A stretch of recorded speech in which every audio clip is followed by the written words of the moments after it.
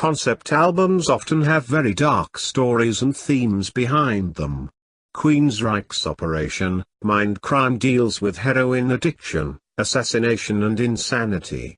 Wasp's The Crimson Idol is the story of a rock star dealing with the loss of his brother, his own alcoholism, the emotional distance from his parents, and his eventual suicide.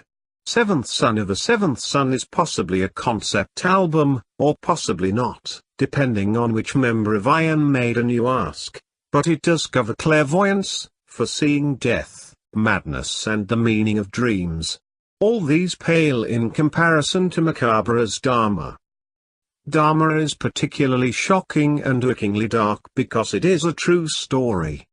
This album follows the tragic true story of serial killer Jeffrey Dahmer from screwed-up childhood to eventual rather messy death. Dahmer's life and crimes are particularly famous because the brutality and perversion behind the 17 murders he committed caused a media shitstorm like no other serial killer in history. This album kicks off with Dog Guts. Why? Because a young Jeffrey Dahmer loved playing with dead animals.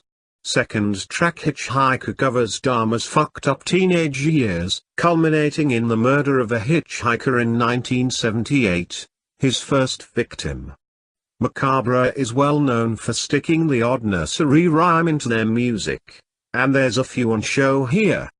In the Army Now and Grandmother's House steal the tunes from When Johnny Comes Marching Home and Over the River and Through the Woods, lightening the grim mood somewhat.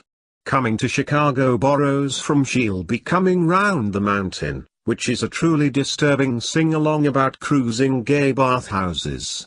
Looking for victims to fuck, photograph, kill, photograph, fuck, mutilate, fuck, disembowel and finally fuck again. Another borrowed tune, Jeffrey Dahmer and the Chocolate Factory has the immortal lines Oompa Loompa Doompity Da, Jeffrey loved eating, men from gay bars, and he lived in happiness too, like the Oompa Loompa Doompity Doo. Oompa Loompas don't seem quite so innocent after that. Dahmer tried to lobotomize several of his victims, in order to acquire a zombie sex slave, but kept messing up the operation. The song Konarak describes how victim Konarak's synthesome managed to escape during this process, but through some of the most inept police work of all time, the cops returned him to Dahmer, and in doing so, missed seeing a decomposing body in Dahmer's apartment, and all that was ever found of the teenager was a few bones. As you can imagine, there's nothing progressive or operatic about Dahmer, as is often common with concept albums. It's a death metal record, but like Macabre's previous two albums, it's not exactly an ordinary death metal record.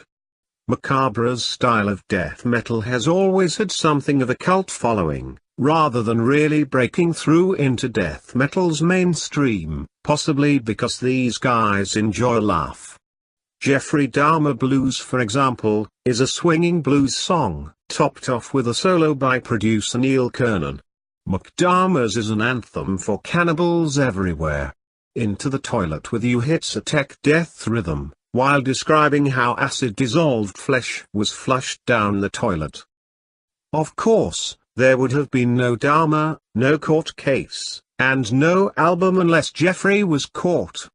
Media Circus covers Dahmer's arrest, using the cheerful circus music melody.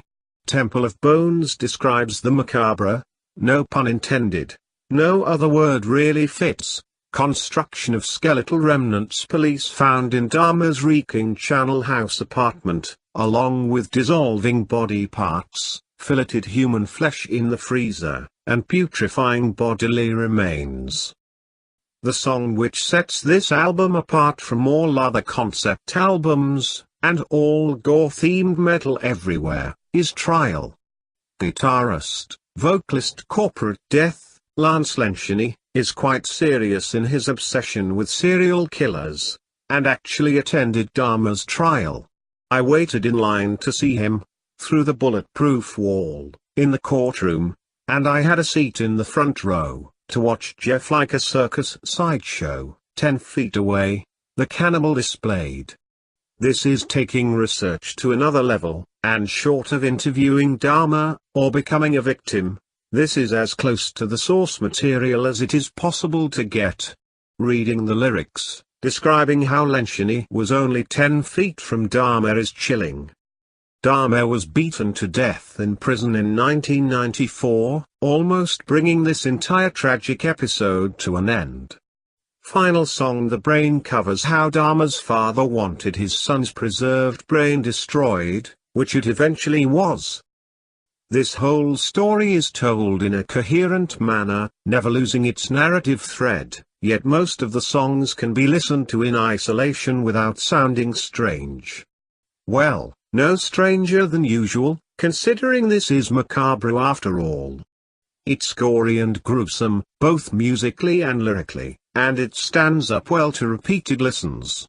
As far as death metal concept albums go, Dahmer is unique. The perfect mix of brutality, humor and true life horror,